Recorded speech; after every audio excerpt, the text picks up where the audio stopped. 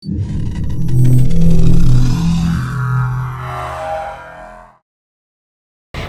ನ್ಯೂಸ್ಗೆ ಸ್ವಾಗತ. ನಾನು ಪ್ರಿಯಾ. ಈಗ ಹೆಡ್ಲೈನ್ಸ್. ಜಿಲ್ಲಾದ್ಯಂತ ಭಗವಾನ್ ಮಹಾವೀರರ ಜನ್ಮ ಕಲ್ಯಾಣೋತ್ಸವ. ಶ್ರವಣಬೆಳಗೊಳದಲ್ಲಿ ಮಾಂಸ ಮಾರಾಟದ ಅಂಗಡಿಗಳಿಗೆ ನಿಷೇಧ ಹೇರಬೇಕು. ರಾಜ್ಯ ಸರ್ಕಾರಕ್ಕೆ ಆಗ್ರಹಿಸಿದ ರಾಜ್ಯಪಾಲ ಥಾವರ್ ಚಂದ್. ಅತ್ಯಂತ ವಿಜೃಂಭಣೆಯಿಂದ ವಿಶ್ವ ಪ್ರಸಿದ್ಧ ಶ್ರೀ ಚನ್ನಕೇಶವ ಜಾತ್ರಾ ಮಹೋತ್ಸವ. ಭಕ್ತಿ ಭಾವದಿಂದ ನಡೆದ ಚನ್ನಿಗನ ದಿವ್ಯ ಬ್ರಹ್ಮರಥೋತ್ಸವ. ದೇವರ ದರ್ಶನ ಪಡೆದು ಪುನೀತರಾದ ಭಕ್ತಾದಿಗಳು. ಹಾಸನದಲ್ಲಿ ಏಪ್ರಿಲ್ 12-13ರಂದು ಪತ್ರಕರ್ತರ ರಾಜ್ಯಮಟ್ಟದ ಕ್ರಿಕೆಟ್ ಪಂದ್ಯಾವಳಿ. ರಾಜ್ಯಮಟ್ಟದ ಪತ್ರಕರ್ತರ ಕ್ರೀಡಾಕೂಟಕ್ಕೆ ಸಕಲ ಸಿದ್ಧತೆ. ಮಾಹಿತಿ ನೀಡಿದ ಜಿಲ್ಲಾ ಪತ್ರಕರ್ತರ ಸಂಘದ ಅಧ್ಯಕ್ಷ ವೇಣುಕುಮಾರ್. ಹಾಸನ ನಗರದ ಜೈನ ಸಮುದಾಯದ ವತಿಯಿಂದ ಮಹಾವೀರ ಭವನದಲ್ಲಿ ಪುರಾತನ ವಸ್ತುಗಳನ್ನು ಸಂಗ್ರಹಿಸಿ ಪ್ರದರ್ಶನ ಆಯೋಜಿಸಲಾಗಿತ್ತು. ಈ ಪ್ರದರ್ಶನವನ್ನು ಹಿರಿಯ ಪತ್ರಕರ್ತ ಎಚ್.ಬಿ. ಮದನಗೌಡ ಉದ್ಘಾಟಿಸಿದ್ರು. ನಂತರ ಮಾತನಾಡಿದ ಅವರು, ಹಾಸನದ ಜೈನ ಸಮುದಾಯದವರು ತಮ್ಮ ಪುರಾತನವಾದ ಇತಿಹಾಸವನ್ನು ಯುವ ಪೀಳಿಗೆಗೆ ಪರಿಚಯಿಸುವ ಕಾರ್ಯ ಮಾಡಿದ್ದಾರೆ. ಇಂತಹ ಕಾರ್ಯಗಳಿಗೆ ನಾವು ಹೆಚ್ಚು ಸಹಕಾರ ನೀಡೋದಾಗಿ ತಿಳಿಸಿ, ಸಮಾಜದವರು ಇದರ ಸದುಪಯೋಗ ಪಡೆದುಕೊಳ್ಳಬೇಕೆಂದು ತಿಳಿಸಿದರು. ಶ್ರೀ ಭಗವಾನ್ ಮಹಾವೀರ ಜಯಂತಿ ಅಂಗವಾಗಿ ಜೈನ ಸಮುದಾಯದ ಸಮಾಜದ ವತಿಯಿಂದ ಹಳೆ ನಾಣ್ಯಗಳು, ಹಳೆಯ ಅಂಚೆ ಚೀಟಿ ಮತ್ತು ಹಳೆಯ ಮತ್ತು ಹೊಸ ರೀತಿಯ ನೋಟುಗಳು, ಇನ್ನಿತರೆ ಪುರಾತನ ಹಾಗೂ ಇತಿಹಾಸವನ್ನು ಸಾರುವ ಅನೇಕ ವಸ್ತುಗಳನ್ನು ಪ್ರದರ್ಶನಕ್ಕೆ ಇಡಲಾಗಿತ್ತು. ಈ ಸಂದರ್ಭದಲ್ಲಿ ಹಾಸನ ಜೈನ ಸಮುದಾಯದ ಸಮಾಜದ ಪದಾಧಿಕಾರಿಗಳು ಹಾಗೂ ಭಕ್ತರು ಉಪಸ್ಥಿತರಿದ್ದರು. HCN news Haasan. ಹಾಸನ ನಗರದ ನಮ್ಮ ಜೈನ ಸಮಾಜದ ಪ್ರಮುಖರಾದಂಥ ಎಚ್.ಡಿ. ಕಾಂತರಾಜು ಅವರ ಸ್ವಂತ ಸಂಗ್ರಹ ಹಳೆ ಕಾಲದ ನಾಣ್ಯಗಳು ಮತ್ತು ನೋಟುಗಳು ಮತ್ತು ಅಂಚೆ ಚೀಟಿಗಳು, ಈ ಪ್ರದರ್ಶನವನ್ನು ಇವತ್ತು ಮಹಾವೀರ ಜಯಂತಿಯ ಪ್ರಯುಕ್ತವಾಗಿ ಮಹಾವೀರ ಭವನದಲ್ಲಿ ಇಲ್ಲಿ ಆಯೋಜನೆ ಮಾಡಿದ್ದಾರೆ. ಈ ಪ್ರದರ್ಶನವನ್ನು ಹಾಸನ ವಾಸಿ ಮಹಾವೀರ ಭವನದ ಉಪಾಧ್ಯಕ್ಷ ನಾನು 1972 ಹವ್ಯಾಸ ಬಂದಿದೆ. ಸ್ಟ್ಯಾಂಪ್ ಸ್ಟಾರ್ಟ್ ಮಾಡಿದೆ ಮೊದಲು. ನಂತರ ಹೀಗೆ ಬೆಳೀತಾ ಕಾಯಿನ್ಗಳನ್ನ ಅಪೇಕ್ಷಣೆ ಮಾಡಿ ಒಂದು 55 ವರ್ಷದ ಸಾಧನೆಯಲ್ಲಿ ಮಾಡ್ಕೊಂಡ್ಬಂದಿದ್ದೀವಿ. ಅದಕ್ಕೆ ಎಲ್ಲರೂ ಸಹಕಾರ ಇದೆ. ನಮ್ಮ ಮದನ್ ಕಾರ್ಯಕ್ರಮ ಕೇಳ್ಕೊಂಡಾಗ ಒಪ್ಕೊಂಡು ತುಂಬ ಸಂತೋಷ ಆಯಿತು. ವಿಶ್ವವಿಖ್ಯಾತ ಬೇಲೂರಿನ ಶ್ರೀ ಚನ್ನಕೇಶವ ಸ್ವಾಮಿಯವರ ದಿವ್ಯ ಬ್ರಹ್ಮ ರಥೋತ್ಸವ ರಾಜ್ಯ ಮತ್ತು ಹೊರ ರಾಜ್ಯ ಹಾಗೂ ತಾಲೂಕಿನಾದ್ಯಂತ ಸಹಸ್ರಾರು ಸಂಖ್ಯೆಯಲ್ಲಿ ಆಗಮಿಸಿದ್ದ ಭಕ್ತಾದಿಗಳ ಸಮ್ಮುಖದಲ್ಲಿ ಅದ್ದೂರಿಯಾಗಿ ಜರುಗಿತು. ವಿಶ್ವವಿಖ್ಯಾತ ಬೇಲೂರು ಶ್ರೀ ಚನ್ನಕೇಶವ ಸ್ವಾಮಿಯವರ ರಥೋತ್ಸವವು ಸಡಗರ ಸಂಭ್ರಮದಿಂದ ಪ್ರಾರಂಭಗೊಂಡು ಇದೇ ಏಪ್ರಿಲ್ 10ರಂದು ನಡೆದ ದಿವ್ಯ ಚನ್ನಕೇಶವ ಸ್ವಾಮಿಯವರ ಜಾತ್ರಾ ಮಹೋತ್ಸವ ವಿಧಿವಿಧಾನಗಳೊಂದಿಗೆ ಪ್ರತಿ ವರ್ಷದಂತೆ ರಾತ್ರಿ ವೇಳೆ ಶ್ರೀ ಅವರ 16 ಉತ್ಸವಗಳು ಅದ್ದೂರಿಯಾಗಿ ಜರುಗಿದವು. ಶ್ರೀ ಚನ್ನಕೇಶವ ಸ್ವಾಮಿಯವರ ದಿವ್ಯ ಬ್ರಹ್ಮ ರಥೋತ್ಸವ ಸಂಭ್ರಮ ಸಡಗರದಿಂದ ದೇವಾಲಯದಲ್ಲಿ ಬೆಳಗ್ಗೆಯಿಂದಲೇ ಹಲವಾರು ಪೂಜಾ ವಿಧಿವಿಧಾನಗಳನ್ನು ಪೂರೈಸಿ ಶ್ರೀ ಅವರ ಉತ್ಸವ ಮೂರ್ತಿಯನ್ನ ಪುಷ್ಪಾಲಂಕಾರಗಳಿಂದ ಅಲಂಕೃತಗೊಳಿಸಿ ದಿವ್ಯ ಬ್ರಹ್ಮರಥದಲ್ಲಿ ತಂದು ಕೂರಿಸಲಾಯಿತು. ಇದೇ ಸಂದರ್ಭದಲ್ಲಿ ರಥಕ್ಕೆ ಪೂಜೆ ಸಲ್ಲಿಸಿದ ನಂತರ ಬಾಳೆಕಂದಿನ ಕಂಬವನ್ನು ಕತ್ತರಿಸಿ ದೇವಾಲಯದ ಆಗಮಿಕರ ಸೂಚನೆಯಂತೆ ನಗಾರಿ ಬಾರಿಸುವ ಮೂಲಕ ರಥ ಎಳೆಯಲು ಚಾಲನೆ ನೀಡಿದ್ರು. ಅಲ್ಲಿ ನೆರೆದಿದ್ದ ಸಹಸ್ರಾರು ಭಕ್ತಾದಿಗಳಿಂದ ಗೋವಿಂದ ಗೋವಿಂದ ಎಂಬ ಜಯ ಘೋಷಣೆ ಮೂಲಕ ಶ್ರೀ ಅವರ ದಿವ್ಯ ಬ್ರಹ್ಮರಥವನ್ನು ದೇವಾಲಯದ ಆಗ್ನೇಯ ಮೂಲೆ ಸಮೀಪವಿರುವ ರಂಗಮಂದಿರದ ಬಳಿ ಭಕ್ತಾದಿಗಳು ಎಳೆದು ತರುವ ಮೂಲಕ ತಮ್ಮ ಭಕ್ತಿ ಭಾವ ಅರ್ಪಿಸಿದ್ರು. ಇದೇ ವೇಳೆ ನೆರೆದಿದ್ದ ಸಹಸ್ರಾರು ಭಕ್ತಾದಿಗಳು ಬಾಳೆಹಣ್ಣನ ಮತ್ತು ದವನವನ್ನ ರಥಕ್ಕೆ ಎಸೆಯುವ ಮೂಲಕ ಭಕ್ತಿಗೆ ಪಾತ್ರರಾದರು. ಇದೇ ಸಂದರ್ಭದಲ್ಲಿ ಕಳೆದ 16 ದಿನಗಳಿಂದ ಸಂಘಟನೆಗಳು ಕುರಾನ್ ಪಠಣ ಪಠಿಸದಂತೆ, ಶಾಂತಿ ಸಭೆಯಲ್ಲಿ ಕುರಾನ್ ಪಠಣ ನಡೆಸದಂತೆ, ಅದಕ್ಕೆ ಅವಕಾಶ ಕೊಡದಂತೆ ಮನವಿ ಮಾಡಿದ್ರು. ಅದರಂತೆ ಈ ಬಾರಿ ಸರ್ಕಾರದ ನಿರ್ದೇಶನದಂತೆ ಹಾಗೂ ಜಿಲ್ಲಾಧಿಕಾರಿಗಳ ಸೂಚನೆಯಂತೆ ದೊಡ್ಡಮೇದೂರಿನ ಮೌಲ್ವಿ ಭಾಷಾ ಖಾದ್ರಿ ಸಾಹೇಬ್ ಅವರನ್ನ ಬಿಗಿ ಪೊಲೀಸ್ ಭದ್ರತೆಯೊಂದಿಗೆ ದೇಗುಲದ ಪ್ರಾಂಗಣದ ಕಚೇರಿ ಬಳಿ ಕುರಾನ್ ಪಠಣ ಮಾಡಲು ಅವಕಾಶ ನೀಡಲಾಯಿತು. ನಂತರ ಸರ್ವಧರ್ಮದ ಸಂಕೇತವಾದ ಮೌಲಿ ಸಾಹೇಬರು ಮುದ್ರಾ ವಂದನೆ ಸಲ್ಲಿಸಿದ ನಂತರ ದೇವಾಲಯದ ವತಿಯಿಂದ ನೀಡುವ ಕಾಣಿಕೆ ಸ್ವೀಕರಿಸಿ ಹೊರ ನಡೆದರು. ಈ ಸಂದರ್ಭದಲ್ಲಿ ಪೊಲೀಸ್ ಡಿವೈಎಸ್ಪಿ ಅಶೋಕ್, ಪಿಎಸ್ಐಗಳಾದ ಎಸ್ಜಿ ಪಾಟೀಲ್, ಸುರೇಶ್ ಅವರ ಸಮ್ಮುಖದಲ್ಲಿ ಸೂಕ್ತ ಬಂದೋಬಸ್ತ್ ಕಲ್ಪಿಸಿದ್ರು. ನಂತರ ಶ್ರೀ ಅವರ ದಿವ್ಯ ಬ್ರಹ್ಮ ರಥೋತ್ಸವವು 10:30ರಿಂದ 11 ಗಂಟೆವರೆಗೂ ಮಿಥುನ ಲಗ್ನದಲ್ಲಿ ರಥವನ್ನ ಭಕ್ತರು ಭಕ್ತಿಭಾವದಿಂದ ಎಳೆದು ಆಗ್ನೇಯ ಮೂಲೆಗೆ ತಂದು ನಿಲ್ಲಿಸಿದ್ರು. ಶುಕ್ರವಾರದಂದು ನಾಡಿನ ದಿವ್ಯ ರಥೋತ್ಸವ ಜರುಗಲಿದ್ದು ಎಲ್ಲ ಸರ್ವ ಭಕ್ತಾದಿಗಳು ಹೆಚ್ಚಿನ ಸಂಖ್ಯೆಯಲ್ಲಿ ಆಗಮಿಸಿ ಭಗವಂತನ ಕೃಪೆಗೆ ಪಾತ್ರರಾಗಬೇಕೆಂದು ಶಾಸಕ ಎಚ್.ಕೆ. ಸುರೇಶ್ ಮನವಿ ಮಾಡಿದರು.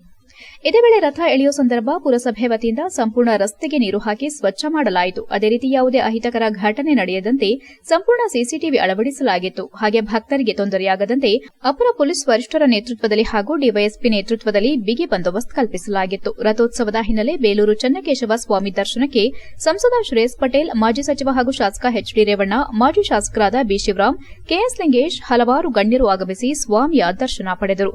ಈ ವೇಳೆ ಜಿಲ್ಲಾಧಿಕಾರಿ ಸತ್ಯಭಾಮ, ದೇಗುಲದ ಆಡಳಿತಾಧಿಕಾರಿ ಕೆಟಿ ಶಾಂತಲಾ, ತಹಸೀಲ್ದಾರ್ ಎಂ ಮಮತಾ, ಕಾರ್ಯನಿರ್ವಹಣಾ ಅಧಿಕಾರಿ ಯೋಗೇಶ್, ಸಿಪಿಐ ರೇವಣ್ಣ, ಜಗದೀಶ್ ಸೇರಿದಂತೆ ಇತರರು ಹಾಜರಿದ್ದರು. HCN news Belur.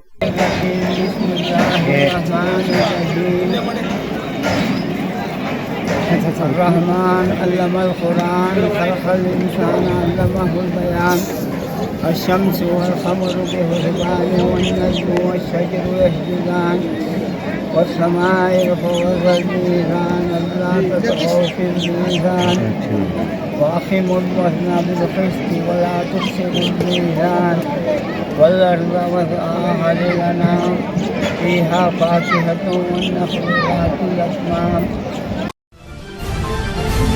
ಕರ್ನಾಟಕ ಕಾರ್ಯನಿರತ ಪತ್ರಕರ್ತರ ಸಂಘ ಮತ್ತು ಜಿಲ್ಲಾ ಕಾರ್ಯನಿರತ ಪತ್ರಕರ್ತರ ಸಂಘದ ವತಿಯಿಂದ ಏಪ್ರಿಲ್ 12 ಮತ್ತು 13ರಂದು ರಾಜ್ಯ ಮಟ್ಟದ ಪತ್ರಕರ್ತರ ಕ್ರಿಕೆಟ್ ಪಂದ್ಯಾವಳಿ ಹಮ್ಮಿಕೊಳ್ಳಲಾಗಿದೆ ಎಂದು ಕಾರ್ಯನಿರತ ಪತ್ರಕರ್ತರ ಸಂಘದ ಜಿಲ್ಲಾ ಘಟಕದ ಅಧ್ಯಕ್ಷ ಕೆಎಚ್ ವೇಣುಕುಮಾರ್ ತಿಳಿಸಿದರು. ಹಾಸನ ನಗರದ ಪತ್ರಿಕಾ ಭವನದ ಸಭಾಂಗಣದಲ್ಲಿ ಮಾತನಾಡಿದ ಅವರು, ನಗರದ ಸರ್ಕಾರಿ ಕಲಾ ವಾಣಿಜ್ಯ ಕಾಲೇಜು ಹಾಗೂ ಎಂಸಿಎ ಕಾಲೇಜು ಮೈದಾನದಲ್ಲಿ 2 ದಿನಗಳ ಕಾಲ ಕ್ರಿಕೆಟ್ ಪಂದ್ಯಾವಳಿ ಆಯೋಜಿಸಲಾಗಿದೆ. ಅಂದು ಬೆಳಗ್ಗೆ 9 ಗಂಟೆಗೆ ಆದಿಚುಂಚನಗಿರಿ ಹಾಸನ ಶಾಖಾ ಮಠದ ಶ್ರೀ ಶಂಭುನಾಥ ಸ್ವಾಮೀಜಿ, ಮಾಜಿ ಪ್ರಧಾನಿ ಎಚ್ಡಿ ದೇವೇಗೌಡ ಅವರ ಆಶೀರ್ವಾದದೊಂದಿಗೆ ಕಾರ್ಯಕ್ರಮ ಪ್ರಾರಂಭವಾಗಲಿದ್ದು, ವಿಧಾನಸಭೆ ಸಭಾಪತಿ ಯುಟಿ ಖಾದರ್ ಉಪಸ್ಥಿತಿಯಲ್ಲಿ ಜಿಲ್ಲಾ ಉಸ್ತುವಾರಿ ಸಚಿವ ಹಾಗೂ ಸಹಕಾರ ಸಚಿವ ಕೆಎನ್ ರಾಜಣ್ಣ ಕ್ರೀಡಾಕೂಟ ಉದ್ಘಾಟನೆ ನೆರವೇರಿಸುವರು ಎಂದರು. ಮುಖ್ಯಮಂತ್ರಿಗಳ ಮಾಧ್ಯಮ ಸಲಹೆಗಾರ ಕೆವಿ ಪ್ರಭಾಕರ್ ಆಶಯ ನುಡಿಗಳನ್ನು ಆಡಲಿದ್ದಾರೆ. ಕರ್ನಾಟಕ ಕಾರ್ಯನಿರತ ಪತ್ರಕರ್ತರ ಸಂಘದ ರಾಜ್ಯ ಘಟಕದ ಅಧ್ಯಕ್ಷ ಟಿವಿ ಶಿವಾನಂದ ತಗಡೂರು ಅಧ್ಯಕ್ಷತೆ ವಹಿಸಲಿದ್ದಾರೆ ಎಂದರು. ಪತ್ರಕರ್ತರ ಸಂಘದ ರಾಜ್ಯ ಕಾರ್ಯಕಾರಿ ಸಮಿತಿ ಸದಸ್ಯ ಎಚ್ಬಿ ಮದನಗೌಡ ಪ್ರಾಸ್ತಾವಿಕ ನುಡಿಗಳನ್ನಾಡಲಿದ್ದಾರೆ. ಪತ್ರಕರ್ತರ ಸಂಘದ ಜಿಲ್ಲಾ ಘಟಕದ ಅಧ್ಯಕ್ಷ ಕೆಎಚ್ ವೇಣುಕುಮಾರ್ ಪ್ರೇರಣಾ ನುಡಿಗಳನ್ನಾಡಲಿದ್ದಾರೆ. ಶಾಸಕರಾದ ಕೆಎಂ ಶಿವಲಿಂಗೇಗೌಡ, ಸಿಎನ್ ಬಾಲಕೃಷ್ಣ, ಎಚ್ಪಿ ಸ್ವರೂಪ್, ನಗರಸಭೆ ಅಧ್ಯಕ್ಷ ಚಂದ್ರೇಗೌಡ, ವಿಧಾನ ಪರಿಷತ್ ಮಾಜಿ ಸದಸ್ಯ ಎಂಎ ಗೋಪಾಲಸ್ವಾಮಿ, ಜಿಲ್ಲಾಧಿಕಾರಿ ಸತ್ಯಭಾಮ, ಜಿಲ್ಲಾ ಪೊಲೀಸ್ ವರಿಷ್ಠಾಧಿಕಾರಿ ಮೊಹಮ್ಮದ್ ಸುಜೀತಾ, ಬಿಆರ್ ಪೂರ್ಣಿಮಾ, ಡಿಸಿಎಫ್ ಸೌರಭ್ ಕುಮಾರ್, ನಗರಸಭೆ ಆಯುಕ್ತ ಕೆಎಂ ರಮೇಶ್, ಕೆಡಬ್ಲ್ಯೂಜೆ ಅಧ್ಯಕ್ಷ ಬಿವಿ ಮಲ್ಲಿಕಾರ್ಜುನಯ್ಯ, ಜನತಾ ಮಾಧ್ಯಮ ದಿನಪತ್ರಿಕೆ ಸಂಪಾದಕ ಮಂಜುನಾಥ ದತ್ತ ಸೇರಿದಂತೆ ಇತರೆ ಗಣ್ಯರು ಭಾಗವಹಿಸಲಿದ್ದಾರೆ ಎಂದರು. ಏಪ್ರಿಲ್ 13ರಂದು ಸಮಾರೋಪ ಸಮಾರಂಭ ಜರುಗಲಿದ್ದು, ಮಾಜಿ ಸಚಿವ ಎಚ್ಡಿ ರೇವಣ್ಣ ಬಹುಮಾನ ವಿತರಣೆ ಮಾಡಲಿದ್ದಾರೆ. ಪತ್ರಕರ್ತರ ಸಂಘದ ರಾಜ್ಯ ಘಟಕದ ಅಧ್ಯಕ್ಷ ಟಿವಿ ಶಿವಾನಂದ ತಗಡೂರು ಅಧ್ಯಕ್ಷತೆ ವಹಿಸಲಿದ್ದಾರೆ. ಪತ್ರಕರ್ತರ ಸಂಘದ ಜಿಲ್ಲಾ ಘಟಕದ ಅಧ್ಯಕ್ಷ ಕೆಎಚ್ ವೇಣುಕುಮಾರ್ ಧನ್ಯತಾ ನುಡಿಗಳನ್ನಾಡಲಿದ್ದಾರೆ. ಶಾಸಕರಾದ ಸ್ವರೂಪ್ ಪ್ರಕಾಶ್, ಎಚ್ಕೆ ಸುರೇಶ್, ಸಿಮೆಂಟ್ ಮಂಜು, ವಿಧಾನ ಪರಿಷತ್ ಸದಸ್ಯ ಸೂರಜ್ ರೇವಣ್ಣ, ಮಲೆನಾಡು ತಾಂತ್ರಿಕ ಶಿಕ್ಷಣ ಸಂಸ್ಥೆ ಅಧ್ಯಕ್ಷ ಆರ್ಟಿ ದ್ಯಾವೇಗೌಡ, ಎಚ್ಡಿಸಿಸಿ ಬ್ಯಾಂಕ್ ಅಧ್ಯಕ್ಷ ನಾಗರಾಜ್, ರಾಜ್ಯ ಒಕ್ಕಲಿಗರ ಸಂಘದ ನಿರ್ದೇಶಕ ಎಸ್ಎಸ್ ರಘುಗೌಡ, ಸರ್ಕಾರಿ ನೌಕರರ ಜಿಲ್ಲಾ ಘಟಕದ ಅಧ್ಯಕ್ಷ ಬಿಪಿ ಕೃಷ್ಣೇಗೌಡ, ರಾಜ್ಯ ಒಕ್ಕಲಿಗರ ಸಂಘದ ನಿರ್ದೇಶಕ ಬಾಗೂರು ಮಂಜೇಗೌಡ, ವಾರ್ತಾ ಮತ್ತು ಸಾರ್ವಜನಿಕ ಸಂಪರ್ಕ ಇಲಾಖೆ ಸಹಾಯಕ ಉಪನಿರ್ದೇಶಕಿ ಮೀನಾಕ್ಷಮ್ಮ, ರಾಜ್ಯ ಸಣ್ಣ ಮತ್ತು ಪ್ರಾದೇಶಿಕ ಪತ್ರಿಕೆಗಳ ಸಂಘದ ರಾಜ್ಯ ಘಟಕದ ಅಧ್ಯಕ್ಷ ಜಿಆರ್ ಕೆಂಚೇಗೌಡ, ರಾಜ್ಯ ಕಾರ್ಯಕಾರಿ ಸಮಿತಿ ಆಹ್ವಾನಿತ ಸದಸ್ಯ ರವೀನಾ ಕಲಗೂಡು, ಜಿಲ್ಲಾ ಕಾರ್ಯನಿರತ ಪತ್ರಕರ್ತರ ಸಂಘದ ನಿಕಟಪೂರ್ವ ಅಧ್ಯಕ್ಷ ಬಾಳುಗೋಪಾಲ್ ಸೇರಿದಂತೆ ಇತರರು ಮುಖ್ಯ ಅತಿಥಿಗಳಾಗಿ ಭಾಗವಹಿಸಲಿದ್ದಾರೆ ಎಂದರು. ಕ್ರಿಕೆಟ್ ಪಂದ್ಯಾವಳಿಗೆ 23 ತಂಡಗಳು ಭಾಗವಹಿಸಲಿದ್ದು, 400ಕ್ಕೂ ಹೆಚ್ಚು ಕ್ರೀಡಾಪಟುಗಳಿಗೆ 2 ದಿನಗಳ ಕಾಲ ಊಟ ಮತ್ತು ವಸತಿ ಸೌಲಭ್ಯ ಒದಗಿಸಲಾಗಿದೆ. ಪ್ರಥಮ, ದ್ವಿತೀಯ, ತೃತೀಯ ನಗದು ಬಹುಮಾನದೊಂದಿಗೆ ಟ್ರೋಫಿ, ಪಂದ್ಯ ಶ್ರೇಷ್ಠ, ಉತ್ತಮ ಬ್ಯಾಟ್ಸ್ಮನ್, ಕ್ಷೇತ್ರ ರಕ್ಷಕ ಹಾಗೂ ಬೌಲರ್ಗಳಿಗೆ ಪ್ರತ್ಯೇಕ ಟ್ರೋಫಿಗಳನ್ನು ವಿತರಿಸಲಾಗುವುದು. ಕ್ರಿಕೆಟ್ ಪಂದ್ಯಾವಳಿಯ press club Hassan YouTube channel ಹಾಗೂ ಫೇಸ್ಬುಕ್ ಪೇಜ್ನಲ್ಲಿ ನೇರ ಪ್ರಸಾರ ವೀಕ್ಷಿಸಬಹುದಾಗಿದೆ ಎಂದರು. ಅಂದು ಸಮಯಕ್ಕೆ ಸರಿಯಾಗಿ ಜಿಲ್ಲೆಯ ಎಲ್ಲಾ ಪತ್ರಕರ್ತರು ಆಗಮಿಸಿ ಪಂದ್ಯಾವಳಿಯನ್ನು ಯಶಸ್ವಿಗೊಳಿಸಬೇಕೆಂದು ಮನವಿ ಮಾಡಿದರು.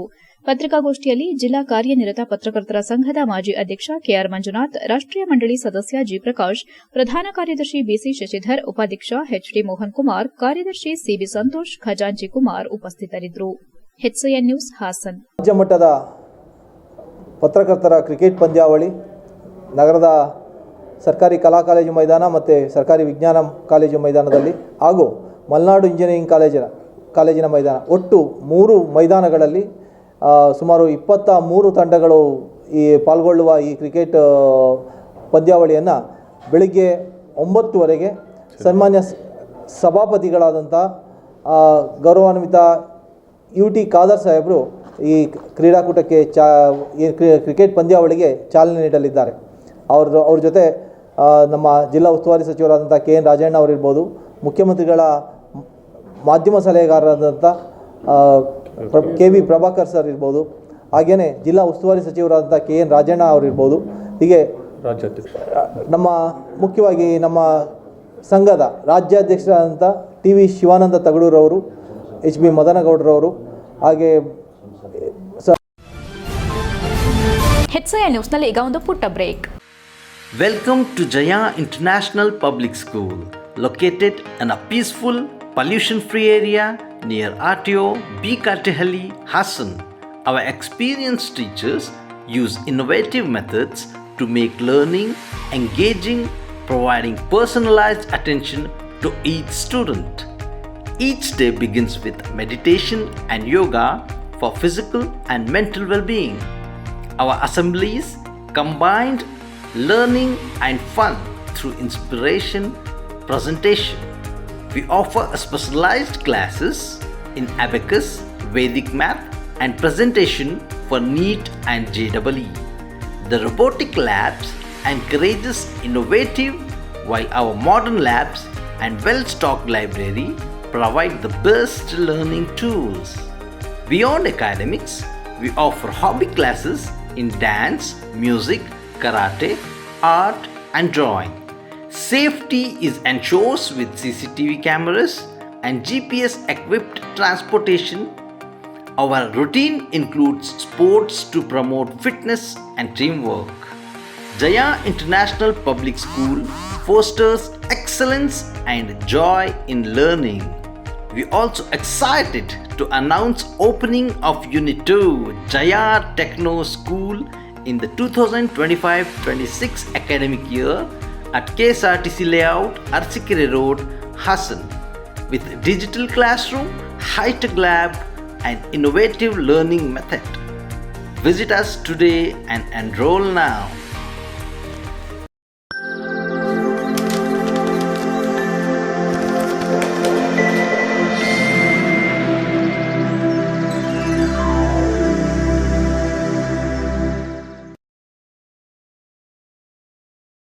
ಬ್ರೇಕ್ನ ನಂತರ HCN ನ್ಯೂಸ್ಗೆ ಸ್ವಾಗತ. ಹಾಸನದ ಸಂತ ಜೋಸೆಫರ ಪದವಿ ಪೂರ್ವ ಕಾಲೇಜು ಸತತ 20 ವರ್ಷಗಳಿಂದ ಜಿಲ್ಲೆಯಲ್ಲಿ ದ್ವಿತೀಯ ಪಿಸಿ ಫಲಿತಾಂಶವನ್ನು ವಿಜ್ಞಾನ, ವಾಣಿಜ್ಯ ಮತ್ತು ಕಲಾ ವಿಭಾಗಗಳಲ್ಲಿ ಅತ್ಯುತ್ತಮವಾಗಿ ನೀಡುತ್ತಾ ಬಂದಿರುತ್ತದೆ. ವಿಜ್ಞಾನ ವಿಭಾಗದ ನಿತ್ಯ ಜೋಸೆಫ್ %96, ವಾಣಿಜ್ಯ ವಿಭಾಗದ ಚಿನ್ಮಯಿ %97 ಹಾಗೂ ಕಲಾ ವಿಭಾಗದ ರಾಮಪ್ರಸಾದ್ ನಾಯಕ್ %96 ಅಂಕಗಳನ್ನು ಪಡೆಯುವ ಮೂಲಕ ಕಾಲೇಜಿಗೆ ಕೀರ್ತಿ ತಂದಿದ್ದು, ಪ್ರಾಂಶುಪಾಲ ಫಾದರ್ ಮೆಲ್ವಿನ್ ಮೆಂಡೋನ್ಸಾ ಹಾಗೂ ಉಪಪ್ರಾಂಶುಪಾಲೆ ಪುನೀತಾ ಹೆನ್ರಿ ಅಭಿನಂದನೆ ಸಲ್ಲಿಸಿದರು. ಗ್ರಾಮೀಣ ಬಡ ಮಕ್ಕಳು ಹಾಗೂ ರೈತಾಪಿ ವರ್ಗದ ಮಕ್ಕಳಿಗೆ ಅತ್ಯಂತ ಕಡಿಮೆ ವೆಚ್ಚದಲ್ಲಿ ವಿದ್ಯಾಭ್ಯಾಸ ಕಲಿಸುತ್ತಿದ್ದು, ಸೇವಾ ಮನೋಭಾವನೆಯನ್ನ ಹೊಂದಿರುವ ಸಂಸ್ಥೆ ಇದಾಗಿದೆ ಎಂದರು. HCN news Hassan. ನಮಸ್ಕಾರ, ನನ್ನ ಹೆಸರು ರಾಮಪ್ರಸಾದ್ ಅಂತ.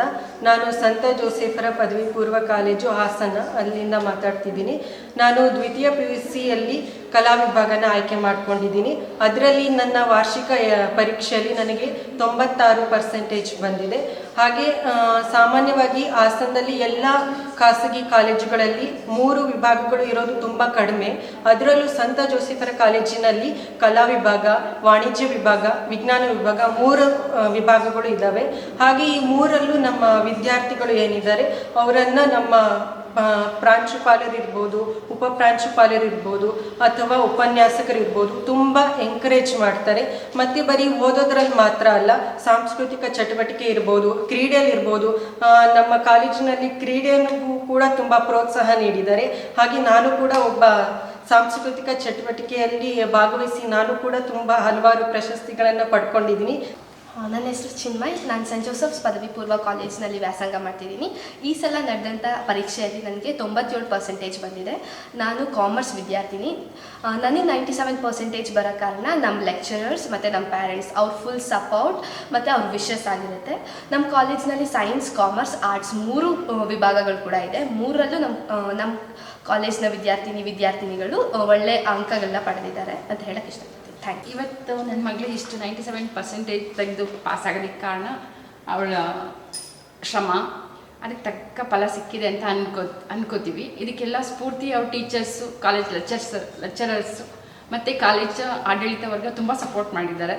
ಅವ್ರಿಗೆ ನಾನು ತುಂಬ ಹೃದಯದ ಧನ್ಯವಾದ ಹೇಳಕ್ಕೆ ಇಷ್ಟಪಡ್ತೀನಿ. Thank you. ಚನ್ನರಾಯಪಟ್ಟಣ ತಾಲೂಕಿನ ಶ್ರವಣಬೆಳಗೊಳದಲ್ಲಿ ಹಮ್ಮಿಕೊಂಡಿದ್ದ ಭಗವಾನ್ ಮಹಾವೀರರ 2624ನೇ ಜನ್ಮ ಕಲ್ಯಾಣೋತ್ಸವದ ಸಮಾರಂಭ ಅರ್ಥಪೂರ್ಣವಾಗಿ ನೆರವೇರಿತು.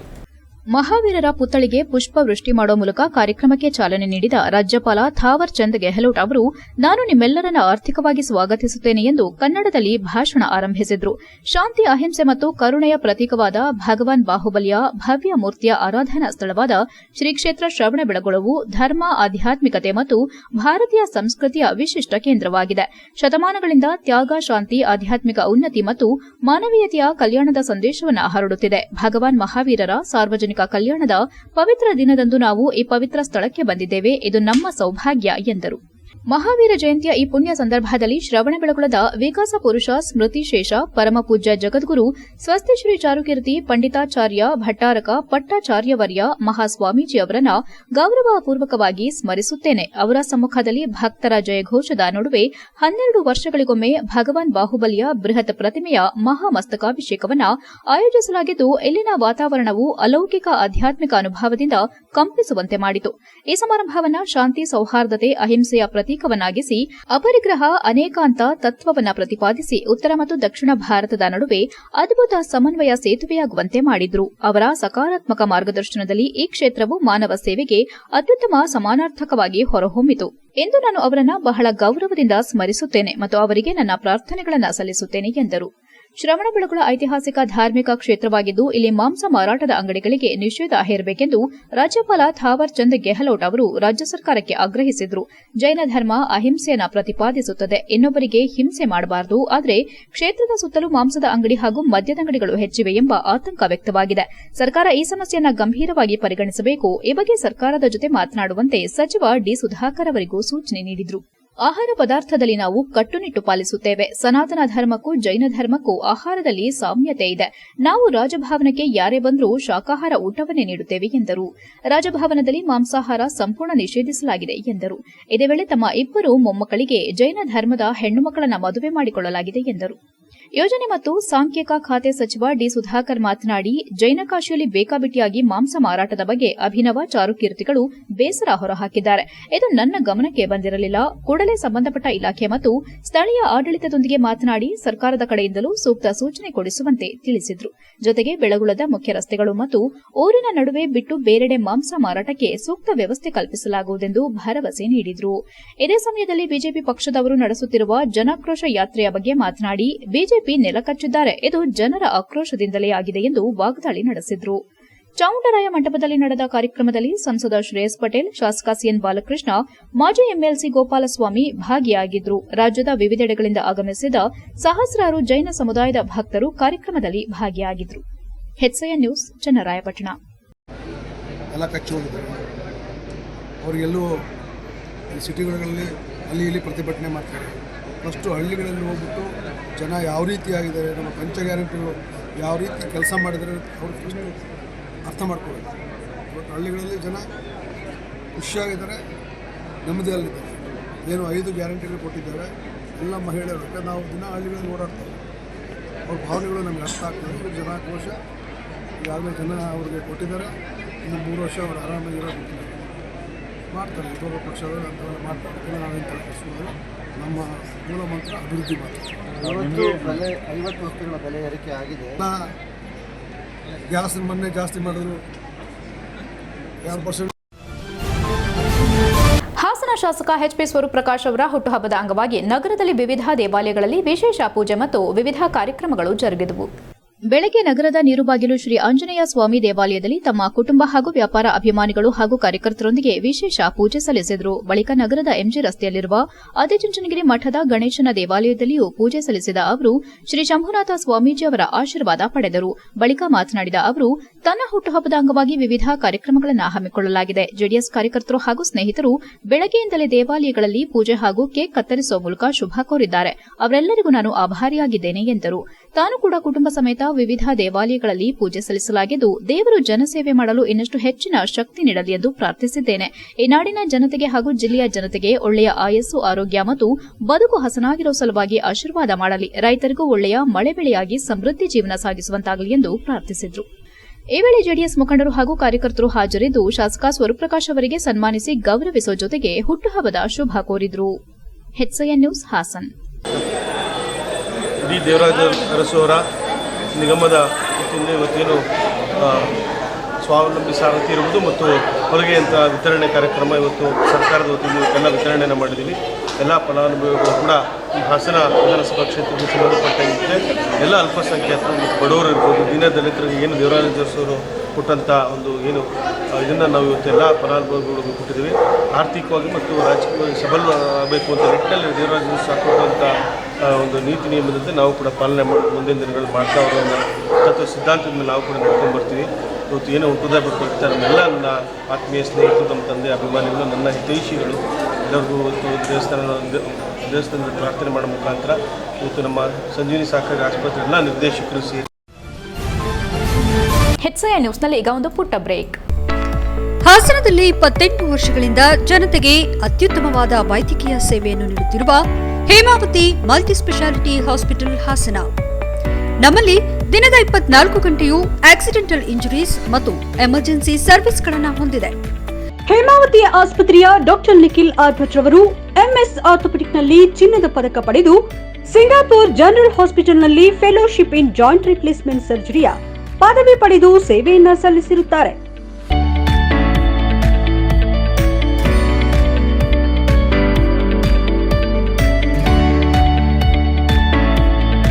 ನಮ್ಮಲ್ಲಿ ಆಂಬ್ಯುಲೆನ್ಸ್ ಸೇವೆಯೂ ಲಭ್ಯ. ಇನ್ನೇಕೆ ತಡ, ನೀವು ಯಾವುದೇ ಮೂಳೆ ಸಮಸ್ಯೆ ಹೊಂದಿದರೆ ಹಿಂದೆ ಭೇಟಿ ನೀಡಿ. ಹೇಮಾವತಿ ಮಲ್ಟಿ ಸ್ಪೆಷಾಲಿಟಿ ಹಾಸ್ಪಿಟಲ್, ಉತ್ತರ ಬಡಾವಣೆ, ಹಾಸನ. ಬ್ರೇಕ್ನ ನಂತರ HCI ನ್ಯೂಸ್ಗೆ ಸ್ವಾಗತ. ಹಾಸನ ತಾಲೂಕು ಪಂಚಾಯಿತಿ ಆವರಣದಲ್ಲಿ ಡಾಕ್ಟರ್ ದೇವರಾಜ್ ಅರಸು ಹಿಂದುಳಿದ ವರ್ಗಗಳ ಅಭಿವೃದ್ಧಿ ನಿಗಮದ ಅಡಿಯಲ್ಲಿ ಫಲಾನುಭವಿಗಳಿಗೆ ಹೊಲಿಗೆ ಯಂತ್ರಗಳು ಹಾಗೂ ವಾಹನಗಳನ್ನು ಶಾಸಕ ಸ್ವರೂಪ್ರಕಾಶ್ ವಿತರಿಸಿದರು. ಬಳಿಕ ಮಾತನಾಡಿದ ಅವರು, ಸರ್ಕಾರ ಮಹಿಳೆಯರು ಹಾಗೂ ಬಡವರನ್ನ ಮೇಲೆತ್ತಲು ಅನೇಕ ಕಾರ್ಯಕ್ರಮಗಳನ್ನು ಜಾರಿಗೆ ತಂದಿದೆ. ಅದೇ ರೀತಿ ದೇವರಾಜ್ ಅರಸು ಅಭಿವೃದ್ಧಿ ನಿಗಮದ ವತಿಯಿಂದ ಹಿಂದುಳಿದ ವರ್ಗಗಳ ಸಮುದಾಯದ ಜನರಿಗೆ ಹಲವು ಕಾರ್ಯಕ್ರಮಗಳನ್ನು ರೂಪಿಸಿದೆ ಎಂದರು. ಈ ಯೋಜನೆ ಮೂಲಕ ಮಹಿಳೆಯರ ಸ್ವಾವಲಂಬಿ ಬದುಕಿಗೆ ಹೊಲಿಗೆ ಯಂತ್ರಗಳನ್ನು ನೀಡಲು ಮುಂದಾಗಿದ್ದು, ಇದರಿಂದ ಮಹಿಳೆಯರ ಸ್ವಾವಲಂಬಿ ಬದುಕಿಗೆ ಅನುಕೂಲವಾಗಲಿದೆ. ಮಹಿಳೆಯರು ಇದರ ಸದುಪಯೋಗ ಪಡೆದುಕೊಳ್ಳಬೇಕು, ಆ ಮೂಲಕ ಆರ್ಥಿಕವಾಗಿ ಸಾಮಾಜಿಕವಾಗಿ ಮುಂದೆ ಬರಬೇಕೆಂದು ಕರೆ ನೀಡಿದರು. ಅದೇ ರೀತಿ ನಿರುದ್ಯೋಗಿ ಯುವಕ ಯುವತಿಯರಿಗೂ ಸ್ವಾವಲಂಬಿ ಬದುಕು ಕಟ್ಟಿಕೊಡುವ ನಿಟ್ಟಿನಲ್ಲಿ ನಿಗಮಗಳು ಕೆಲಸ ಮಾಡುತ್ತಿದ್ದು, ಅದರಂತೆ ಇಂದು ಸಾಂಕೇತಿಕವಾಗಿ ಸಾರಥಿ ಯೋಜನೆ ಅಡಿಯಲ್ಲಿ ವಾಹನಗಳನ್ನು ವಿತರಿಸಲಾಗಿದೆ. ಆ ಮೂಲಕ ಆರ್ಥಿಕ ಸಾಮಾಜಿಕವಾಗಿ ಅವರನ್ನ ಸದೃಢವನ್ನಾಗಿ ಮಾಡಲು ಸರ್ಕಾರ ಮುಂದಾಗಿದೆ. ಇದನ್ನು ಫಲಾನುಭವಿಗಳು ಸದುಪಯೋಗ ಪಡೆದುಕೊಳ್ಳಬೇಕೆಂದು ಮನವಿ ಮಾಡಿದರು. ಪಂಚಾಯತ್ ರಾಜ್ ವಿಭಾಗದ ಸಹಾಯಕ ನಿರ್ದೇಶಕ ರಂಗಸ್ವಾಮಿಯವರು ಮಾತನಾಡಿ, ಸ್ವಾವಲಂಬಿ ಬದುಕಿಗಾಗಿ ಸರ್ಕಾರ ರೂಪಿಸಿರುವ ಕಾರ್ಯಕ್ರಮಗಳ ಪೈಕಿ ಮಹಿಳೆಯರು ಮತ್ತು ನಿರುದ್ಯೋಗಿಗಳಿಗೆ ಉತ್ತೇಜನ ನೀಡುವ ಸಲುವಾಗಿ ಹೊಲಿಗೆ ಯಂತ್ರ ವಿತರಣೆ ಮತ್ತು ಸಾರಥಿ ಯೋಜನೆಯನ್ನ ಜಾರಿಗೆ ತಂದಿದೆ ಎಂದರು. ಅದರಂತೆ ತಾಲೂಕು ಮಟ್ಟದಲ್ಲಿ ಶಾಸಕರ ಅಧ್ಯಕ್ಷತೆಯಲ್ಲಿ ಕಡು ಬಡವರು ಮತ್ತು ಆರ್ಥಿಕವಾಗಿ ಹಿಂದುಳಿದಿರುವ ಫಲಾನುಭವಿಗಳನ್ನು ಗುರುತಿಸಿ ಅವರಿಗೆ ಇಂದು ಹೊಲಿಗೆ ಯಂತ್ರಗಳು ಮತ್ತು ಕಾರುಗಳನ್ನು ವಿತರಿಸಲಾಗುತ್ತಿದೆ. ಒಟ್ಟು 35 ಜನ ಮಹಿಳೆಯರಿಗೆ ಹೊಲಿಗೆ ಯಂತ್ರಗಳು ಹಾಗೂ 15 ಜನ ಸಾರಥಿ ಯೋಜನೆಗಳ ಫಲಾನುಭವಿಗಳಿಗೆ ಕಾರುಗಳನ್ನು ನೀಡಲಾಗುತ್ತಿದ್ದು, ಇಂದು ಸಾಂಕೇತಿಕವಾಗಿ ವಿತರಿಸಲಾಗುತ್ತಿದೆ ಎಂದರು. ಫಲಾನುಭವಿಗಳು ಇದರ ಸದುಪಯೋಗ ಪಡಿಸಿಕೊಳ್ಳಬೇಕು. ಮಹಿಳೆಯರನ್ನು ಆರ್ಥಿಕವಾಗಿ ಸಬಲರನ್ನಾಗಿಸುವ ಮತ್ತು ನಿರುದ್ಯೋಗಿಗಳಿಗೆ ಉದ್ಯೋಗ ಕಲ್ಪಿಸುವ ಸರ್ಕಾರದ ಅನುಗುಣವಾಗಿ ಈ ಸೌಲಭ್ಯಗಳನ್ನು ಬಳಸಿಕೊಳ್ಳಬೇಕೆಂದು ಕರೆ ನೀಡಿದರು. ಕಾರ್ಯಕ್ರಮದಲ್ಲಿ ತಾಲೂಕು ಪಂಚಾಯಿತಿ ಕಾರ್ಯನಿರ್ವಹಣಾ ಅಧಿಕಾರಿ ಗಿರೀಶ್ ಹಾಗೂ ಇತರೆ ಅಧಿಕಾರಿಗಳು ಹಾಜರಿದ್ದರು. HCN news, Hassan. ಏನು ಅವರು ಸ್ವಂತ ಶಕ್ತಿಯಿಂದ ಸಾಮಾಜಿಕವಾಗಿ, ಆರ್ಥಿಕವಾಗಿ, ರಾಜಕೀಯವಾಗಿ ಪ್ರತಿಯೊಂದು ಕೂಡ ಮೇಲ್ ಬರಬೇಕು ಅಂತ ಭಾಳ ಆಸೆನ ಇಟ್ಕೊಂಡಿದ್ರು ದೇವರಾಜ ಅರಸು. ಆ ನಿಟ್ಟಿನಲ್ಲಿ ಇವತ್ತೇನು ಒಂದು ಫಲಾನುಭವಿಗಳಿಗೆ ಹೊಲಿಗೆ ಅಂತ ಇರ್ಬೋದು ಮತ್ತು ಆರ್ಥಿಕವಾಗಿ ಏನು ಸಾಲ ಕೊಡೋಂಥದ್ದು ಪ್ರತಿಯೊಂದು ವಿಚಾರಕ್ಕೂ ಕೂಡ ಅವರು ಸಹಕಾರವನ್ನು ಹಾಕ್ಕೊಟ್ಟಿದ್ದಾರೆ. ತಾವು ಈ ಒಂದು ಏನು ಸ್ವಾವಲಂಬಿ ಸಾರಥಿ ಅಂತ ಸಾಲವನ್ನು ಕೊಡ್ತಾ ಇದ್ದಾರೆ, ಅದನ್ನೆಲ್ಲ ತಾವು ಸದುಪಯೋಗ ಪಡಿಸ್ಕೋಬೇಕು. ತಾವೆಲ್ಲ ಮಹಿಳೆಯರು ಆರ್ಥಿಕವಾಗಿ ಬೆಳಿಬೇಕು, ಆ ನಿಟ್ಟಿನಲ್ಲಿ ಸದಾಕಾಲ ನಾವಿರ್ತೀವಿ. ಸಕಲೇಶಪುರ ಬೌದ್ಧ ಸಮಾಜದ ವತಿಯಿಂದ ಡಾಕ್ಟರ್ ಬಿಆರ್ ಅಂಬೇಡ್ಕರ್ ಜನ್ಮ ದಿನಾಚರಣೆಯನ್ನು ಏಪ್ರಿಲ್ 14ರಂದು ಹಮ್ಮಿಕೊಳ್ಳಲಾಗಿದೆ ಎಂದು ನಾಗಸೇನಾ ತಿಳಿಸಿದರು. ಸಕಲೇಶಪುರದಲ್ಲಿ ಮಾತನಾಡಿದ ಅವರು, ಹೇಮಾವತಿ ಪ್ರತಿಮೆಯಿಂದ ಮೆರವಣಿಗೆ ಮೂಲಕ ಮಿನಿ ವಿಧಾನಸೌಧದ ಬಳಿ ಬಂದು ಅಂಬೇಡ್ಕರ್ ಪ್ರತಿಮೆಗೆ ಬೌದ್ಧ ಧರ್ಮದ ಪ್ರಕಾರ ಪೂಜೆ ಪ್ರಾರ್ಥನೆ ಸಲ್ಲಿಸಿ ಮಾಲಾರ್ಪಣೆ ಮಾಡಲಾಗುವುದು. ಈ ಕಾರ್ಯಕ್ರಮಕ್ಕೆ ಸಮಸ್ತ ಬೌದ್ಧ ಸಮಾಜದ ಬಂಧುಗಳು, ಅಂಬೇಡ್ಕರ್ ಅನುಯಾಯಿಗಳು ಹೆಚ್ಚಿನ ಸಂಖ್ಯೆಯಲ್ಲಿ ಭಾಗವಹಿಸಿ ಕಾರ್ಯಕ್ರಮ ಯಶಸ್ವಿಗೊಳಿಸುವಂತೆ ಕೋರಿದರು. ಮೌರ್ಯ ಸಾಮ್ರಾಟ್ ಅಶೋಕ ಚಕ್ರವರ್ತಿಯ 2329ನೇ ವರ್ಷದ ಜನ್ಮದಿನದ ಶುಭಾಶಯಗಳು ಮತ್ತು ಬೋಧಿಸತ್ವ ಡಾಕ್ಟರ್ ಬಿಆರ್ ಅಂಬೇಡ್ಕರ್ ಅವರ 134ನೇ ಜನ್ಮದಿನದ ಶುಭಾಶಯಗಳನ್ನು ಕೋರಿದ್ರು. ಮಧ್ಯಪ್ರದೇಶದ ಮಾವು ಎಂಬಲ್ಲಿ 1891ರಲ್ಲಿ ಜನಿಸಿದ ಡಾ ಬಿಆರ್ ಅಂಬೇಡ್ಕರ್ ಅವರು ಶೋಷಿತ ಸಮುದಾಯದ ಪರ ಹೋರಾಡಿ ದೇಶದ ಎಲ್ಲಾ ವರ್ಗದವರಿಗೂ ಸಮಾನ ಹಕ್ಕುಗಳನ್ನು ಒದಗಿಸುವ ಸಂವಿಧಾನವನ್ನು ರಚಿಸಿ 1949ರಲ್ಲಿ ದೇಶಕ್ಕೆ ಸಮರ್ಪಿಸಿದ್ರು. ಈ ಸಂವಿಧಾನವು 1950ರ ಜನವರಿ 26ರಂದು ಜಾರಿಗೆ ಬಂತು. ಅವರು 1956ರ ಅಕ್ಟೋಬರ್ 14ರಂದು ಮಹಾರಾಷ್ಟದ ನಾಗಪುರದಲ್ಲಿ ದೀಕ್ಷಾ ಭೂಮಿಯಲ್ಲಿ 5 ಲಕ್ಷ ಜನರೊಂದಿಗೆ ಬೌದ್ಧ ಧರ್ಮದ ದೀಕ್ಷೆ ಪಡೆದರು. ಅವರು ತೋರಿಸಿದ ದಮ್ಮದ ಹಾದಿಯಲ್ಲಿ ಸಾಗೋದು ಇದು ಭಾರತೀಯ ಶೋಷಿತ ಸಮುದಾಯದ ಜವಾಬ್ದಾರಿ ಎಂದು ವಿವರಿಸಿದರು. ಇಂದಿನ ಅಖಂಡ ಭಾರತ ಇತಿಹಾಸ ಪ್ರಾರಂಭವಾಗಿದ್ದು ಮೌರ್ಯ ಸಾಮ್ರಾಜ್ಯದ ಮೂಲಕ. ಚಂದ್ರಗುಪ್ತ ಮೌರ್ಯನು ಈ ಸಾಮ್ರಾಜ್ಯವನ್ನು ಸ್ಥಾಪಿಸಿದನು. ನಂತರ ಅವನ ಮಗ ಬಿಂದುಸಾರನು ರಾಜ್ಯವನ್ನು ವಿಸ್ತರಿಸಿದನು. ಬಿಂದುಸಾರ ಮತ್ತು ಸುಭದ್ರಾಂಗಿ ದಂಪತಿಯ ಮಗನಾಗಿ 304ರ ಇಸ್ವಿಯಲ್ಲಿ ಜನಿಸಿದ ಅಶೋಕನು ಭವಿಷ್ಯದಲ್ಲಿ ವಿಶ್ವವಿಖ್ಯಾತ ಮೌರ್ಯ ಸಾಮ್ರಾಟ್ ಅಶೋಕ ಚಕ್ರವರ್ತಿಯಾಗಿ ಅಗ್ರಗಣ್ಯನಾದನೆಂದು ಹೇಳಿದ್ರು. ಈ ಸಂದರ್ಭದಲ್ಲಿ ಬೌದ್ಧ ಉಪಾಸಕರಾದ ಅಮರ್ ಬೈಕೆರೆ, ವೀರಭದ್ರ ಬೈಕೆರೆ, ಶಿವು ಬೈಕೆರೆ, ರಮೇಶ್ ದೊಡ್ಡನಾಗ್ರ ಉಪಸ್ಥಿತರಿದ್ದರು. HCN news Sakleshpur.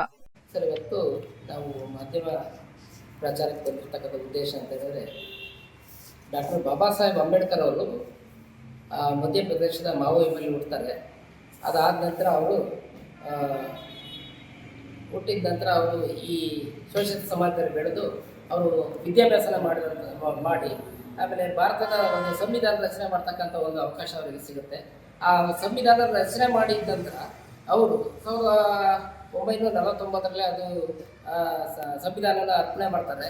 ಅದಾದ ನಂತರ ಅದು 1950 ಜನವರಿ 26ರಲ್ಲಿ ಅದು ಜಾರಿಯಾಗುತ್ತೆ. ಇವೆಲ್ಲವನ್ನು ಮುಗಿಸಿದ ನಂತರ ಎಲ್ಲ ನಾಗರಿಕ ಸಮಾಜಕ್ಕೂ ಕೂಡ ಒಂದು ಬದುಕಿನ ಹಕ್ಕು ಕೊಟ್ಟು ಸ್ವತಂತ್ರವಾಗಿ ಬದುಕತಕ್ಕಂಥ ಒಂದು ವ್ಯವಸ್ಥೆನ ಕಲ್ಪಿಸಿಕೊಟ್ಟು, ಇವತ್ತಿನ ದಿವಸ ಸಾಮ್ರಾಟ್ ಅಶೋಕ ಚಕ್ರವರ್ತಿಯ ಒಂದು ಜನ್ಮದಿನ. ಅಂದರೆ ಕ್ರಿಸ್ತಪೂರ್ವ 10 ಏಪ್ರಿಲ್ 300 ಇದರಲ್ಲಿ ಜನಿಸಿರ್ತಾರೆ. ಅವರು ಸುಮಾರು 40 ವರ್ಷಗಳ ಕಾಲ ರಾಜ್ಯಭಾರ ಮಾಡಿರ್ತಾರೆ. ದುರಾದೃಷ್ಟ ಅಂತಂದರೆ ಅಶೋಕ ಚಕ್ರವರ್ತಿ ಎಷ್ಟು ಸಾಮ್ರಾಜ್ಯ ಬೆಳೆಸಿದ್ದ ಅಂದರೆ, ಈಗಿನ ಈಜಿಪ್ಟಿಂದ ಹಿಡಿದು ನಮ್ಮ ಭಾರತ ದೇಶದ ಕೊನೆ ಅಂದರೆ ಸಿಂಹಳ ರಾಜ್ಯ ಅಲ್ಲಿವರೆಗೂ ವಿಸ್ತರಿಸಿರ್ತಾನೆ. HCN ನ್ಯೂಸ್ನಲ್ಲಿ ಈಗ ಒಂದು ಪುಟ್ಟ ಬ್ರೇಕ್.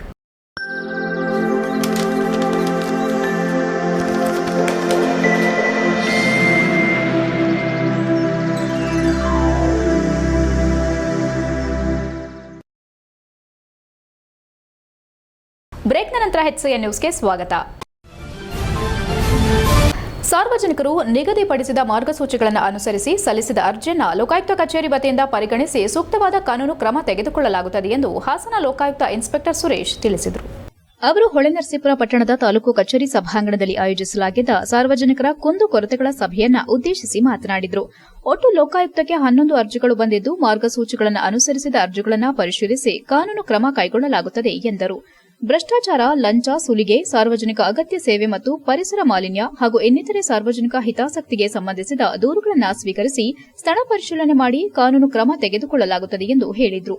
ಮುಂದಿನ ತಿಂಗಳು ಇದೇ ಸ್ಥಳದಲ್ಲಿ ಮತ್ತೊಂದು ಸಭೆ ನಡೆಸಲಾಗುತ್ತದೆ ಎಂದು ತಿಳಿಸಿದರು. ಈ ಸಂದರ್ಭದಲ್ಲಿ ತಹಸೀಲ್ದಾರ್ ರೇಣುಕುಮಾರ್, ತಾಲೂಕು ಪಂಚಾಯಿತಿ ಇಒ ಮುನಿರಾಜ್, ಬಿಇಒ ಸೋಮಲಿಂಗೇಗೌಡ, ಸಮಾಜ ಕಲ್ಯಾಣ ಇಲಾಖೆ ಅಧಿಕಾರಿ ಕೃಷ್ಣಮೂರ್ತಿ, ಪಶು ಸಂಗೋಪನೆ ಇಲಾಖೆ ಅಧಿಕಾರಿ ತಿಪ್ಪೇಸ್ವಾಮಿ, ಕೃಷಿ ಇಲಾಖೆ ಅಧಿಕಾರಿ ಸ್ವಪ್ನಾ ಕೆಎಚ್, ತೋಟಗಾರಿಕೆ ಇಲಾಖೆ ಅಧಿಕಾರಿ ಶ್ರುತಿ ಮತ್ತು ಇನ್ನಿತರರು ಹಾಜರಿದ್ದರು. HCN news Holenarasipura.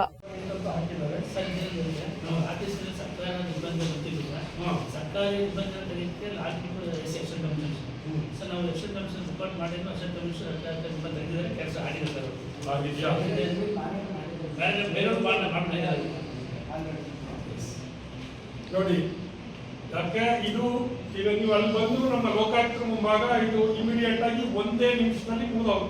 ಈಗ ಅವರು ಖುಷಿ ಆಗುತ್ತೆ. ಶಿವಶಂಕರ್ ಬರ್ತಾರೆ, ಅವರು ಹೌದು ಸರ್ ನಾವು ಅರ್ಜಿ ಕೊಟ್ಟಿದ್ವಿ, ನಮಗೆ ಅದು ಜಮೀನು ನಾವು ಮಾಡಿದ್ವಿ, ಪರಭಾರೆ ಮಾಡಿದ್ವಿ, ನಮ್ಮ ಕೆಲಸ ಆಗಿದೆ, ಅಲ್ಲಿಗೆ ಅರ್ಜಿ ಮುಕ್ತಾಯ. Okay, very nice, close. ನೀವೇನು ಮಾಡಬೇಕು, ಅವ್ರು ಹಂಗೆ ಬರೋದಲ್ಲ, ನಿಮ್ಮ ಫೈಲ್ ಇದು 3 ಯಾವ ತಗೊಂಡ್ರೆ ಎಸ್ 3 ಅರ್ಜಿ ವಿಲೇವಾರಿ ಆಗುತ್ತೆ. ಇದು 3 ಅರ್ಜಿನೂ ನಮ್ಮದು ಬೇರೆ ಒಂದು ಇಂಚು ದಾಟಿ ಹೋಗಲ್ಲ. ಇಲ್ಲಿ ವಿಷಯ ಬಿಟ್ಟು ಅನ್ಯ ವಿಷಯಗಳಿಗೆ ಒಂದು ಅಕ್ಷರನೂ ಅವಕಾಶ ಈ ಒಂದು ಸಭಾಂಗಣದಲ್ಲಿ ಇಲ್ಲ. ಅರ್ಜಿ ಕೆಲಸ ಆಯ್ತಾ ಆಗಬೇಕು. ಆದರೆ ಆದರೆ ಕ್ಲೋಸ್ ಆಗಲಿಲ್ಲ ಅಂದರೆ ಅದಕ್ಕೆ ಏನು ಕಾರಣ ಅಷ್ಟೇ ವಿಚಾರ. ಓಕೆ, ಹೇಳಿ ಮೇಡಮ್, ಗೊತ್ತಾಯ್ತಾ ಏನಾದರೂ? ಗೊತ್ತಾಗಿದೆ. ಇಲ್ಲಮ್ಮ, ನಾನು ಮುನ್ಸಿಪಾಲಿಟಿ ಸಂಬಂಧಪಟ್ಟ ಕೇಸ್ ಬೇರೆ ಯಾರು ಕಳಿಸಿ ಅವ್ರನ್ನ ಗೊತ್ತಿಲ್ಲ ಅಂದ್ರೆ ಯಾಕೆ ಬಂದಿಲ್ಲ ಮೀಟಿಂಗ್ಗೆ? ಸಬ್ಜೆಕ್ಟ್ ಗೊತ್ತಿಲ್ಲ ಅಂದ್ರೆ ಯಾಕೆ ಬಂದಿಲ್ಲ ಮೀಟಿಂಗ್ ನೀವು? ಅಲ್ಲ, ತಿಳ್ಕೋಬೇಕು.